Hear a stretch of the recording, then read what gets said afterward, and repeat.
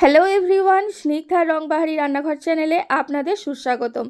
আজ আমার রান্নাঘরে আমি রান্না করতে চলেছি সুস্বাদু পটল চিংড়ি। আর কে কে এই পটল চিংড়ি খেতে ভালোবাসেন অবশ্যই কিন্তু আমাকে কমেন্টে জানাবেন।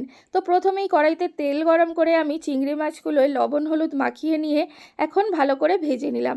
এবার ওই গরম তেলেই আমি কেটে ধুয়ে রাখা পটলগুলো এক এক করে ভেজে নিচ্ছি। তো সব পটলগুলো এইভাবেই আমি কড়াইতে দিয়ে দিলাম। আর যেটা বলছিলাম, কে কে পটল চিংড়ি খেতে ভালোবাসেন ভাতের পাতে অথবা রুটির সাথে, তো আমাকে অবশ্যই জানাবেন। তো পটলগুলো ভাজার সময় আমি অল্প একটু লবণ আর হলুদ গুঁড়ো দিয়ে দিলাম, যাতে পটলগুলো খুব ভালো করে ভাজা হয়ে যায়। তো চলুন এখন আমি পটলগুলো খুব ভালো করে ভেজে নিই। তো দেখুন, এক এক করে পটলগুলো দিয়ে আমি সবই ভেজে নিচ্ছি। তো এখন পটল তুলে নিয়ে ওই গরম তেলেই এখন কেটে ধুয়ে পরিষ্কার করে রাখা আলুগুলোও ওই একইভাবে কড়াইতে দিয়ে দিলাম। তো আলুতেও আমি ঠিক একইভাবে লবণ আর হলুদ গুঁড়ো দিয়ে দিলাম, যাতে আলুগুলোও খুব ভালো করে ভাজা হয়ে যায়। তো চলুন এখন আলুগুলো আমি একটু ভালো করে ভেজে নিই।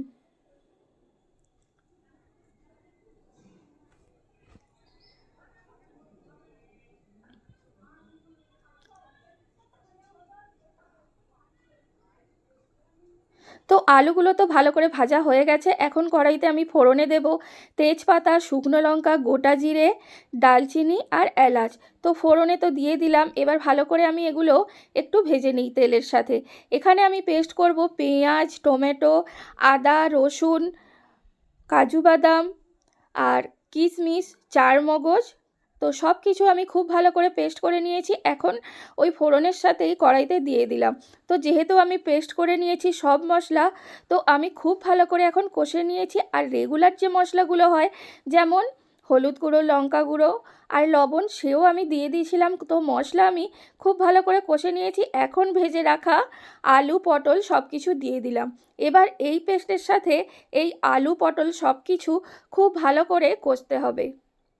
তো দেখুন, আমি খুব ভালো করে কষে নিচ্ছি।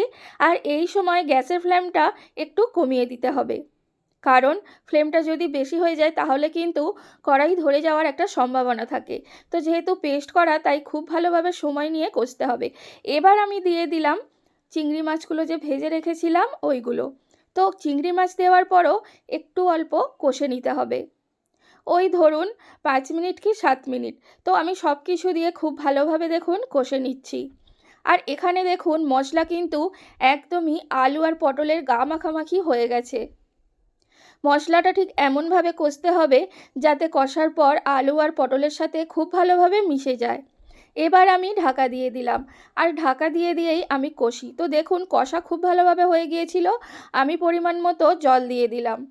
তো দেখুন এরপর আমি খুলে দেখি, এই যে পটল চিংড়ি কিন্তু একদমই রেডি। আর এটা কিন্তু একদমই ঝোল হবে না, ওই গা মাখা মাখা গ্রেভি হবে। তো দেখুন পটল চিংড়ি কিন্তু একদমই রেডি। আর আপনারা বলুন কেমন লাগলো আমার এই রেসিপিটা। যদি ভালো লেগে থাকে তাহলে লাইক, কমেন্ট আর সাবস্ক্রাইব অবশ্যই কিন্তু করে দেবেন। Thank you.